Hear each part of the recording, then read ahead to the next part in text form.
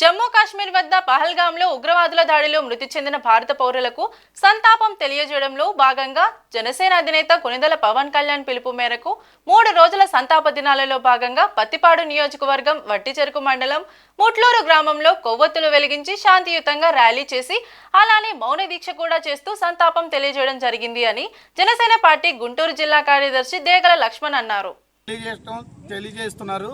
ఇందులో భాగంగా మా రాష్ట్ర ఉప ముఖ్యమంత్రి వర్యులు జనసేన పార్టీ అధ్యక్షులు పవన్ కళ్యాణ్ గారి పిలుపు మేరకు ఈరోజు ప్రత్తిపాడు నియోజకవర్గం వట్టిచెరుకూరు మండలం ముట్లూరు గ్రామంలో కళ్యాణ్ గారి పిలుపు మేరకు మొదటి రోజు నిన్న రాష్ట్రం మొత్తం వినూత్నంగా పార్టీ జెండాని దేశం కోసం పార్టీ జెండాని అవనతం చేసి అంటే జెండాని సగం దించి నిరసన తెలియజేశారు. రెండో రోజు భాగంగా మౌన దీక్ష చేయండి, కొవ్వొత్తులతో ర్యాలీ చేయమన్నారు. అలాగే మూడో రోజు అనేక కూడలలో మానవహారాలు ఏర్పాటు చేసి ఆయనకి దేశం మీద ఉన్నటువంటి ప్రేమను తెలియజేశారు పవన్ కళ్యాణ్ గారు.